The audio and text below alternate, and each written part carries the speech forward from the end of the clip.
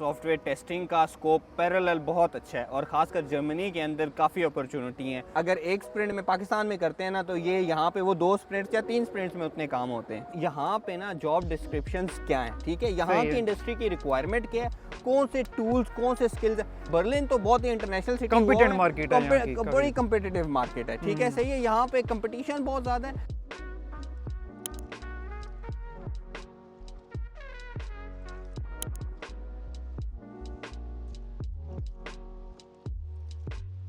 Hello everyone, आज मेरे साथ जी नहायत जी स्पेशल गेस्ट हैं अब्दुल्ला भाई को आपने लास्ट वीडियो में देखा था। फैमिली वीज़ा के ऊपर हमने डिटेल बात की थी, जो इमिग्रेशन के हमारे डिफरेंट लॉ आ रहे हैं उसके ऊपर हमने बात की थी। आज यहाँ जानेंगे हम इनसे इनकी journey. Thank you so much ji Abdullah, आपने टाइम निकाला। सर मोस्ट वेलकम जी, आपका बुलाने का और आपकी बात करने का। चलें आगे चलते हैं, फिर आपसे जानते हैं आपकी स्टोरी। जी बिल्कुल। अच्छा अब्दुल्ला भाई, क्विकली अपना इंट्रोडक्शन कराइएगा। जी अस्सलाम वालेकुम जी, मेरा नाम है मोहम्मद अब्दुल्ला अब्बासी। मैं currently as a software quality insurance consultant job कर रहा हूँ, ठीक है, और बर्लिन में हूँ लास्ट कोई 3 साल से यहाँ पे। मेरा कुछ जब स्टार्ट किया जाए तो मेरा ताल्लुक़ जो है वो पाकिस्तान मरी से है, ठीक है जी। मरी मेरा होम टाउन है और मैंने स्कूलिंग वहाँ पे जो हमारा चिनार आर्मी पब्लिक स्कूल था वहाँ से की, मैट्रिक वहाँ तक किया। फिर उसके बाद एफएससी वगैरह जो है वो मैं एफएससी करने में इस्लामाबाद आ गया था जी। ओपीएफ से मैंने अपने फर्स्ट ईयर और सेकेंड ईयर किया और देन यूनिवर्सिटी जो थी वो फास्ट नेशनल यूनिवर्सिटी है इस्लामाबाद में, वहाँ से मैंने बीएस की डिग्री की। और जर्मनी आने से पहले मेरा तकरीबन रफली कोई 6 से 7 साल का एक्सपीरियंस था, ठीक है। और यहाँ पे कैसे लैंड करना हुआ जर्मनी के अंदर? हाँ, यहाँ पे वो लैंड करना है, उसका जो सिरा है वो जो 6 से 7 साल की मेहनत थी या एक्सपीरियंस था उसकी वजह से हुआ। मैं तकरीबन बैक इन 2019 कह सकते हैं कि मैं कंपनी में जॉब कर रहा था S and P Global as a software test engineer. तो काफ़ी ज़्यादा अप्लाई वगैरह कर रहे थे, जिस तरह नॉर्मल लिंक्डइन वगैरह पे अप्लाई कर रहे थे, तो बम्बार्डमेंट करते रहते हैं। उस टाइम आइडिया नहीं था लेकिन बम्बार्डमेंट करते रहते हैं, सीवीज़ भेजी जा रहे हैं। जो ओपनिंग्स थी उस पे जस्ट जो भी क्वालिटी एश्योरेंस से रिलेटेड लिंक्डइन पे पोजीशन मिलती थी उनमें अप्लाई कर रहे थे। सो थोड़ी बहुत गाइडेंस भी मिली, अपने रिज्यूमे को अपडेट किया, फिर देन सिलेक्टेड जो कंपनीज थी उनमें अप्लाई करना शुरू किया। सिलेक्टेड पोजीशन जो मेरे से लिंक थी या उनसे मैं अप्लाई करना शुरू किया। और फिर मेरे एक बड़े ही अच्छे दोस्त हैं जुनेद, उनको मैं हमेशा दुआएं देता रहता हूँ, उन्होंने मुझे अपनी कंपनी में रेफ़र किया। सो रेफरल इज इन सेंस कि उन्होंने बोला जी कि हाँ जी ये बंदा है पाकिस्तान में जो अच्छा सॉफ्टवेयर टेस्टर है। सो उन्होंने मुझे रिज्यूमे फॉरवर्ड की यहाँ पे कंपनी में। कंपनी का नेम था बेबल। उन्होंने मुझे फिर पाकिस्तान में रीच आउट किया, मेरे इंटरव्यूज़ वगैरह हुए, कोई तकरीबन 4 से 5 इंटरव्यूज़ हुए और ये विद इन लाइक कोई 1.5 से 2 महीने के अंदर जो है वहाँ मेरे इंटरव्यू हुए और सारा कुछ प्रोसेस वगैरह हो के। So back in before Covid, pandemic नहीं था, तो मेरा ऑनलाइन इंटरव्यूज़ होते रहे और मुझे याद है कि अक्टूबर 2019 में मुझे जॉब ऑफ़र मिली। तो देन मैंने जो है वो उस टाइम पे तकरीबन, सॉरी फॉर इंटरप्शन, उस टाइम पे कितना प्रोसेसिंग टाइम था? अच्छा, उस टाइम पे बैक देन प्रोसेसिंग टाइम बहुत ज़्यादा था। अच्छा, जब मैंने अप्लाई किया तो एम्बेसी की वेबसाइट पे अपॉइंटमेंट का वेट टाइम था 3 महीने, लेकिन मुझे जो अपॉइंटमेंट है वो 5 महीने बाद मिली, ठीक है। अच्छा। और जो मुझे अपॉइंटमेंट मिली और उसके बाद जब मैं अपॉइंटमेंट पे गया, वो बड़ी कोई दिलचस्प स्टोरी है।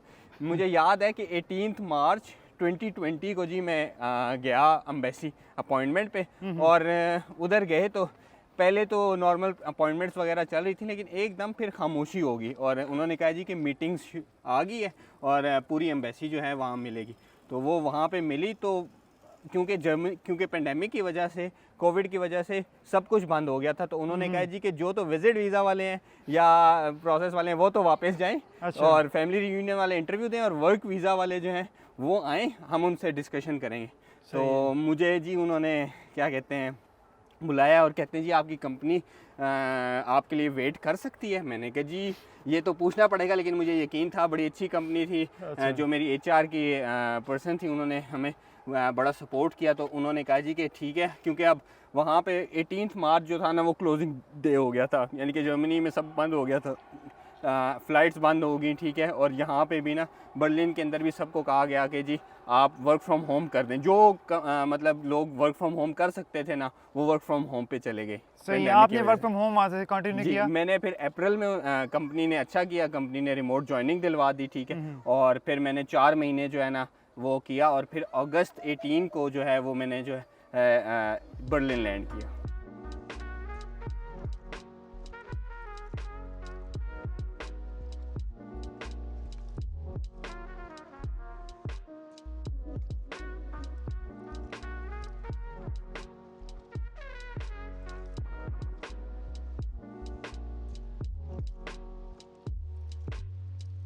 अच्छा अब्दुल्ला भाई बताइएगा, यहाँ पे जो क्वालिटी इंश्योरेंस है उसके अंदर मार्केट कैसी है जर्मनी के अंदर? सर क्वालिटी इंश्योरेंस से रिलेटेड अगर मैं बात करूं तो यहाँ पे मार्केट बहुत अच्छी है ओवरऑल।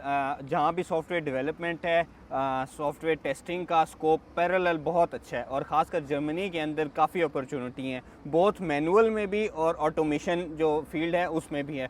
लेकिन यह है कि जब ये पाकिस्तान से हायर करते हैं सर, तो देन ये ऑटोमेशन का कहते हैं कि जी आपको ऑटोमेशन, वो टिपिकल जो मार्केट का या इंडस्ट्री का ट्रेंड है कि जी आपको ऑटोमेशन भी आनी चाहिए। लेकिन यहाँ पे ज़्यादातर लोग आके मैनुअल भी करवा रहे होते हैं। अच्छा, मैनुअल भी यहाँ पे लेकिन लोग यह है करते कि हाँ स्कोप है, आपको बेसिक्स आने चाहिए, ठीक है। एक कोई सिंपल टूल हो जिसमें आपको बेसिक लेवल की प्रोग्रामिंग आती हो, ठीक है, सही है। आप ऑटोमेशन स्क्रिप्ट लिख सकते हो, ठीक है, सही है। फ्रेमवर्क बिल्ड कर सकते हैं, ठीक है। सो वो आना ज़रूरी है। सही है।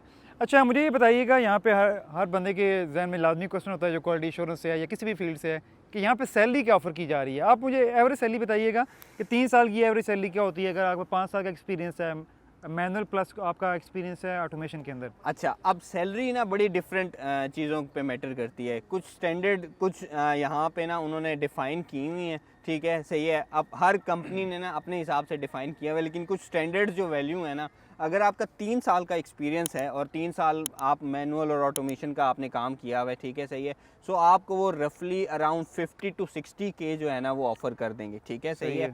फिर उसके बाद ये 3 से 5 साल के दरमियान ना यही रेंज है 50 to 60, मतलब लक डिपेंड करती है। कुछ लोग ज़्यादा पे भी आ सकते हैं, ठीक है, सही है, या उसका स्किल सेट उस लेवल से इन्हांस हुआ हो, ठीक है। सो 50 से 60 के दरमियान जो है ना वो आ जाते हैं, ठीक है। लोअर पोर्शन में भी लोग हैं कि मतलब जस्ट उनको वो मैच करवा रहे हैं, ब्लू कार्ड लिमिट 44,300 वाली, ठीक है, मतलब वो। लेकिन यह कि 50-60 जो है वो आराम सुकून से मिल जाती है 3 से 5 साल के लोगों के लिए। सही है। फिर उसके बाद 5 से ले के 10 साल के रेंज में ना लोग तकरीबन अराउंड 70,000 और 70,000 से लेके ना 90,000 तक की रेंज तक या 95 तक आराम सुकून से। लेकिन पाकिस्तान से हायर करते हुए मैक्स अगर किसी ने दिए ना, ब्लू कार्ड की सैलरी ही देते हैं। नहीं, ब्लू कार्ड की देते हैं, लेकिन ये कि 70, 75, 80, 70, 75, 80, मतलब मैक्स इतनी ही देंगे। बेशक बंदे का एक्सपीरियंस कोई 12 साल का भी हो तो अच्छा। उसको ना वो 70, क्योंकि उसका सारा एक्सपीरियंस पाकिस्तान का होता है, ठीक है, और टेक्निकली वो बहुत स्ट्रांग होता है। मतलब मैं इस बात को वाउच कर सकता हूँ कि शायद पाकिस्तान से जो रिसोर्स आते हैं वो टेक्निकली बड़े स्ट्रांग होते हैं, क्योंकि वहाँ पे रगड़ा बहुत ज़्यादा है, ठीक है, सही है। यहाँ पे वर्क उतना टफ नहीं है। पाकिस्तान में काफ़ी टफ रूटीन है, काफ़ी हेक्टिक काम है और बड़ा प्रोडक्टिव है। यहाँ पे उस लिहाज से आप प्रोडक्टिव होते हैं, लेकिन ये वर्क जो है ना वो बहुत, जिसे कहते हैं ना, कम है एज़ कम्पेयर टू पाकिस्तान। जो हम नॉर्मल एक टास्क जो है ना स्प्रिंट के अगर एक स्प्रिंट में पाकिस्तान में करते हैं ना, तो ये यहाँ पे वो 2 स्प्रिंट्स या 3 स्प्रिंट्स में उतने काम होते हैं। सही। अच्छा मेरा नेक्स्ट क्वेश्चन इसी से रेलिवेंट था कि आपने वर्क जो कल्चर है पाकिस्तान के कल्चर में और यहाँ के कल्चर में क्या डिफरेंस आपने फील किया है? कल्चर यहाँ पे ना वर्क लाइफ बैलेंस बहुत अच्छा है जी। Work life balance is really good. आप वर्क काम करें, उसके बाद अपनी फैमिली लाइफ एंजॉय करें।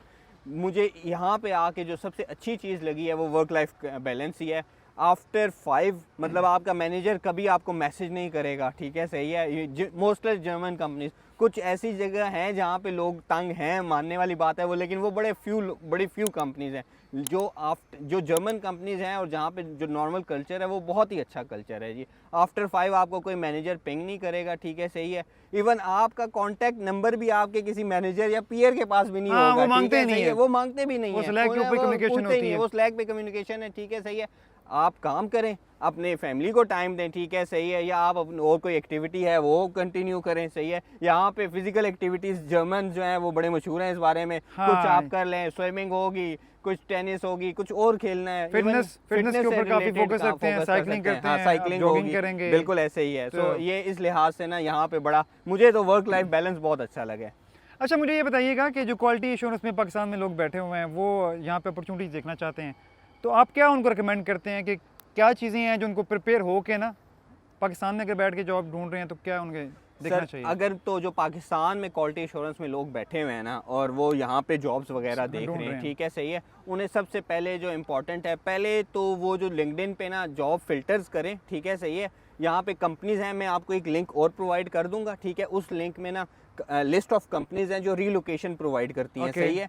सो सबसे पहले आपने जो देखना है ना वो ये देखना है कि आप पहले यहाँ पे जेडी देखें, जॉब्स की डिस्क्रिप्शन देखें हर जिसे कहते हैं ना ओपन वैकेंसी की, और देखें कि यार इनकी क्या रिक्वायरमेंट है। दैट इज़ इम्पॉर्टेंट, क्योंकि हम बल्कि ये गलती मैंने भी पहले यही की थी कि जी मैं धड़ाधड़ अप्लाई कर रहा था, ठीक है, रिजेक्शन आती है, बना से डिमोटिवेट तो पता नहीं होता कि यार क्यों रिजेक्शन आ रही है, क्या वजह है। सो इम्पॉर्टेंट ये है कि आप ये देखें कि जी यहाँ पे ना जॉब डिस्क्रिप्शंस क्या हैं, ठीक है, यहाँ की इंडस्ट्री की रिक्वायरमेंट क्या है, कौन से टूल्स, कौन से स्किल्स, और ऑटोमेशन के स्किल्स सेम ही हैं, ठीक है, सिलीनियम, साइप्रेस वगैरह, प्ले राइट वगैरह, ठीक है, टेस्ट कैफे वो सेम ही है, लेकिन जो अपनी सीवी है और अपनी लिंक्डइन प्रोफाइल है, क्योंकि लिंक्डइन प्रोफाइल जो है ना जी वो आपका समझ लें कि पहचान है। प्रोफेशनल के लिए ना वो उसकी होली बुक है।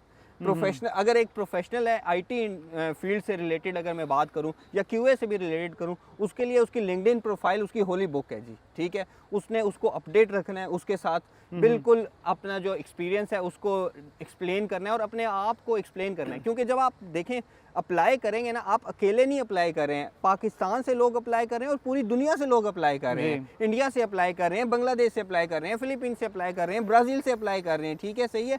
सो जर्मनी, क्योंकि यहाँ पे स्किल लेबर की कमी है, सो बेतहाशा लोग आ रहे हैं, बेतहाशा। और बर्लिन तो बहुत ही इंटरनेशनल सिटी, कॉम्पिटेटिव मार्केट है, बड़ी कॉम्पिटिटिव मार्केट है, ठीक है सही है, यहाँ पे कंपटीशन बहुत ज़्यादा है। सो अगर आप अपने आप को स्टैंड आउट रखना चाहते हैं तो पहले तो आप जेडी देखें, ठीक है सही है, और फिर अपनी सीवी और अपने लिंक्डइन प्रोफाइल को किस तरह आप अपने आप को एक्सप्लेन कर सकते हैं, प्रेजेंट कर सकते हैं, दैट इज़ रियली इंपॉर्टेंट, ठीक है जी। आप अपने आप को प्रेजेंट करें, आप उस क्या कहते हैं जो जितनी भी जेडीज़ हैं ना उनमें से चीज़ें देखें जी क्या इंपॉर्टेंट है, क्या चीज़ है, और फिर जब वैकेंसी में आप अप्लाई कर रहे हैं, सो वैकेंसी अप्लाई करते हुए अपनी सीवी को उसके हिसाब से मोल्ड करें। कभी भी एक वैकेंसी, कभी एक सीवी ना रखें या एक रिज्यूमे मत रखें, ठीक है सही है, और आप एक कवर लेटर लिखें कि आपने क्या किया हुआ है, कैसे किया हुआ है और किस तरह इंपॉर्टेंट है, आप इस जॉब पे क्यों बेस्ट फिट होते हैं। हाँ, और कुछ की पॉइंट्स जेडी से उठा के उसमें मेंशन करें। यस, दैट्स इंपॉर्टेंट चीज़। ये चीज़ जब तक आप नहीं एक्सप्लेन करेंगे ना, क्योंकि यहाँ के रिक्रूटर के पास वो चीज़ें आएंगी नहीं, तो वो आपको पहले शॉर्टलिस्ट ही नहीं करेगा, ठीक है सही है। सो ये इंपॉर्टेंट है। प्लस आप लिंक्डइन को बहुत अच्छी तरह यूज़ करें, कॉन्टेक्स्ट उस कंपनी को देखें, उस कंपनी में कोई पाकिस्तानी है। अब जो पाकिस्तानी हैं यहाँ पे, मुझे जर्मनी में जो प्रोफेशनल्स हैं वो लोग बहुत ही मतलब हेल्पिंग है, ठीक है सही है, कोऑपरेटिव है, लोग आपको हेल्प आउट करते हैं, ठीक है। मैं आपको एक छोटा सा किस्सा सुना देता हूँ कि मेरे आप तो बहुत ही अच्छे दोस्त हैं, ठीक है सही है। मैं लास्ट कंपनी जिसमें जॉब कर रहा था तो मुझे उन्होंने रीच आउट किया, ठीक है, लिंक्डइन पे, ना जान ना पहचान कुछ भी नहीं है हमारा, उससे पहले हम मिले भी नहीं है। तो कहते हैं जी कि आपकी कंपनी में फ्रीलांस क्यूए की पोजीशन आई हुई है और मैं मास्टर्स का स्टूडेंट हूँ, मेरा लास्ट सेमेस्टर है, थीसिस चल रहा है, ठीक है सही है, और क्या आप मुझे रेफ़र कर सकते हैं। मैंने कहा जी वाई नॉट। देखिए अब उस बंदे ने अप्रोच किया मुझे कि यार ये एक पाकिस्तानी है जो कर रहे क्यूए में ही है, ठीक है। सो वो क्यूए की ही फील्ड थी, मेरी टीम में थी, तो मैंने उसको रेफ़र कर दिया, ठीक है सही है। उसके बाद उसको गाइडेंस दी कि जी हमारा क्यूए कैसे है, ठीक है सही है। उसको कुछ चीज़ें टिप्स वगैरह दी और उसने इंटरव्यू दिया और वो हायर हो गए, ठीक है। हाँ। और मतलब रेफरेंस जो है ना, अगर आपका कोई मिल जाता है जानने वाला, बिल्कुल जान पहचान वाला, आप अप्रोच करें लोगों को, शर्माने की जरूरत नहीं है, अप्रोच करें लोगों को, ठीक है। Feel free to reach out. आगे से ना ही कोई करेगा ना, रिजेक्शन में ना ही आ सकती है ना, ज्यादा से ज्यादा क्या कोई मारेगा तो नहीं ना जी, ना ही करेगा, रिप्लाई नहीं करेगा या ना ही करेगा, ठीक है सही है। सो इसको ना, इस चीज़ को आप कैटर करें और क्या कहते हैं ना देखें। और अब पहले वो फ्रीलांसर हायर हुए और अब माशाल्लाह उनको जॉब करते हुए वहाँ पे 2 साल हो गए हैं और वो सीनियर क्यूए बन गए हैं। अच्छा, यहाँ पे ना अभी एक और क्वेश्चन आता है कि वाई जर्मनी, अब जर्मनी को ही आपने क्यों चूज़ किया ना जॉब जब ढूंढ रहे थे? हाँ, जॉब मैं ढूंढ रहा था तो वाई जर्मनी से, ये बड़ा इम्पोर्टेंट है। मैंने उस टाइम पे जर्मनी को एनालाइज किया, उसके साथ पैरेलल मैंने अगर एनालाइज किया तो ऑस्ट्रेलिया को किया और कनाडा को किया। ठीक है, वहाँ पे आप मे बी पीआर देख रहे हो? पीआर देख रहे थे। ठीक है, मेरा जो बैकग्राउंड पाकिस्तान से ही था ना, वो यही था कि मैं डायरेक्ट वर्क वीज़ा पे ही जाऊंगा। पीआर पे एक तो पॉइंट्स आप पूरे कर रहे होते हैं, ठीक है, सही है, फिर इधर आके जॉब हंट करना, आप और जॉब्स में जा रहे हैं, ठीक है, सो दैट पार्ट थोड़ा सा डिफिकल्ट लगा था। जर्मनी में मैंने देखा कि जी अपॉर्चुनिटीज़ हैं, जर्मनी ग्रो कर रहा है और यहाँ पे डिजिटाइजेशन का बहुत स्कोप है, क्योंकि इनके बहुत प्रोसेसेस हैं जो मैनुअल हैं, ठीक है, इनकी ब्यूरोक्रेसी बहुत ही मैनुअल है, ठीक है, सही है, मतलब आपको एटीएम का पिन जो है ना वो वाया पोस्ट आता है, ठीक है, तो ये एक जिसे कहते हैं ना डिजिटाइजेशन, इनको शदीद ज़रूरत है। अब मार्केट में काफ़ी जो स्किल एम्प्लॉयमेंट की ना शॉर्टेज है, अभी भी काफ़ी अपॉर्चुनिटीज़ हम देखते हैं ऑनलाइन आती हैं। अच्छा, अब ये बताइएगा कि आपने वैसे पहले बात की है जो वीज़ा रिलोकेशन प्रोवाइड करती हैं कंपनियाँ ना, तो रिलोकेशन पैकेज जो कंपनी जो देती है आपको, उसमें क्या क्या चीज़ कवर्ड होती है? अच्छा, रीलोकेशन में ना कंपनीज डिपेंड करती हैं। कुछ कंपनीज ये कहती हैं कि जी हम आपको लमसम पे कर देते हैं, ठीक है, सही है, वो रीलोकेशन, कुछ तो रीलोकेशन पार्टनर हायर करते हैं और उसके साथ ही ना वो आपको क्या कहते हैं रीलोकेशन प्रोवाइड करते हैं। कुछ कहते हैं जी आपको हम लमसम ये अमाउंट है, उस पर टैक्स भी लगता है, ठीक है, लेकिन कुछ कहती हैं कि जी आपकी जो अमाउंट है, जो एक्सपेंस आए हुए हैं वो हमने, सो वो डिपेंड करता है। 3000 यूरोज़ से शुरू होता है, 5000, 6000, और मुझे पता है कि एक कंपनी है जो 10,000 यूरोज़ भी दे रही है। और अगर बड़ी कंपनी है जिसे कहते हैं अमेज़ॉन हो गया या बड़ी कंपनीज, वो तो 20 और 25 के रिलोकेशन बोनस भी देती हैं। Really good. अच्छा, आपको पता ही है कि फैमिली रीजनिंग वीज़ा के ऊपर हमने पहले बात की है, वेटिंग टाइम काफ़ी ज़्यादा है उसका, और किसी को डायरेक्ट वहाँ से जॉब ऑफर होती है तो फैमिली को साथ ही उसको लेके प्रोसेस स्टार्ट करते हैं। यस, ये बड़ा इंपॉर्टेंट है कि अगर आप वर्क वीज़ा और ब्लू कार्ड कैटेगरी में आए हुए हैं तो आपके लिए बड़ी ही आसानी है कि आप जो फैमिली का वीज़ा प्रोसेस है वो साथ कर सकते हैं, ठीक है, ये लोगों को नहीं पता। और कई इवन जो यहाँ पे वो बेचारे पहले आ जाते हैं ब्लू कार्ड लेके, बाद में उनको पता लगता है कि यार अब तो 2-3 साल के लिए हम फंस चुके हैं। जी बिल्कुल, ये कहीं इवन जो रीलोकेशन पार्टनर कंपनीज हैं यहाँ पे, वो लोगों को ना उनको पता नहीं है पाकिस्तान के लॉज का, और इवन कुछ को पता है तो वो कहते हैं कि जी हमें काम ज़्यादा ना करना पड़े, तो वो सिर्फ उस पर्सन की जो है ना वो फाइल प्रिपेयर करवाते हैं, ठीक है, सही है, और वो अप्लाई करवा देते हैं। सो ये इस मामले में ब्लू कार्ड वर्क वीज़ा पे आप फैमिली को साथ बिल्कुल लेके जा सकते हैं, ये बड़ा ही इंपॉर्टेंट फैक्टर है। और अब जैसे मैंने आपको पहले बताया था कि विद इन 30 डेज़ और 40 डेज़ जो है ना वो ब्लू कार्ड और फैमिली रियूनियन साथ लग रहे हैं सर। सही है। अच्छा, आप बात करते हैं नहीं, जर्मनी में आप आ रहे हैं तो आपको पता है यहाँ पे जो लैंग्वेज इनकी अपनी है, तो उस बारे में आप क्या कहते हैं कि जिस बंदे को सिर्फ अगर लैंग्वेज इंग्लिश आती है तो उसके लिए भी अपॉर्चुनिटीज़ हैं, या आप क्या रिकमेंड करते हैं लैंग्वेज सीख के आनी चाहिए, क्या इस बारे में आपकी क्या राय है? आईटी फील्ड में तो जी इंग्लिश जो है वो आपकी मेन लैंग्वेज है आईटी में ही, क्योंकि ज़्यादा कंपनीज, मेजॉरिटी कंपनीज जो हैं वो इंग्लिश स्पीकिंग को हायर कर रहे होते हैं, ठीक है, सही है। कुछ कंपनीज हैं जो बड़ी बड़ी कंपनीज हैं, जैसे BMW हो गया, मर्सिडीज हो गया, यहाँ पे वो जर्मन स्पीकिंग रिसोर्स ही हायर करते हैं, इंग्लिश बड़े कम करते हैं, या तो वो थर्ड पार्टी हायर करते हैं या उन्होंने अपने साइड पे कुछ स्मॉल स्टार्टअप्स शुरू किए हुए हैं जिनके थ्रू वो हायर करके काम करवा रहे हैं। लेकिन जर्मन आईटी के लिए इंग्लिश गुड है, लेकिन अगर आप बाकी फील्ड में आना चाहते हैं तो आप जर्मन जो है लैंग्वेज उसको सीखें और आएँ। और बड़ा अच्छा स्कोप है पाकिस्तान के अंदर जी, अगर आप टेक्निकल एजुकेशन लेके आते हैं उनके लिए एक बड़ा स्कोप है यहाँ पे, ठीक है। आप अगर डिप्लोमा करते हैं और डिप्लोमा की बेस के बाद आप हाउस बिल्डिंग जो है यहाँ पे अप्लाई करें डिफरेंट फील्ड्स में, मतलब वो भी इंजीनियर्स के बराबर हैं। अगर आप मेंटेनेंस कर रहे हैं, मेंटेनेंस वर्कर हैं, आप प्लम्बर हैं, आप इलेक्ट्रीशियन हैं, ठीक है, सही है, आपका बड़ा स्कोप है, आप पेंटर हैं, आपका बड़ा स्कोप है, ठीक है, सही है। ये बड़ी एक इंपॉर्टेंट चीज़ है कि उनके लिए भी बहुत फैक्टर है, लेकिन उनके लिए जो इम्पोर्टेंट है लैंग्वेज और उनके जो कोर क्या कहते हैं टेक्निकल एजुकेशन है वो वहाँ पे करके फिर यहाँ पे आके हाउस बिल्डिंग करें या अपनी इक्विवेलेंस करवा के, ठीक है, सही है। उसका एक और प्रोसेस है, वो हम फिर किसी व्लॉग पे डिस्कस करेंगे। हाँ, अच्छा जी, काफ़ी सारे जो क्वेश्चन थे क्वालिटी शो से लेके मैंने क्लियर किए हैं। थैंक यू सो मच, आपने टाइम निकाला। अगर स्टिल किसी का क्वेश्चन है तो हमें कमेंट सेक्शन में मेंशन करें, अब्दुल्ला या मैं उसको रिप्लाई करेंगे। अगर आपको फैमिली रीयूनियन वीज़ा के हवाले से कोई भी क्वेरी है तो भाई जो है ना माशाल्लाह उसमें एक्सपर्ट हैं, इनको 3-4 साल हो गए हैं, वो काफ़ी लोगों की ऑलरेडी हेल्प भी कर चुके हैं, तो इनको रीच आउट कर सकते हैं। इनकी जो प्रोफाइल है वो मैं वीडियो डिस्क्रिप्शन में मेंशन कर दूँ। थैंक यू सो मच जी, वंस अगेन। मोस्ट वेलकम जी।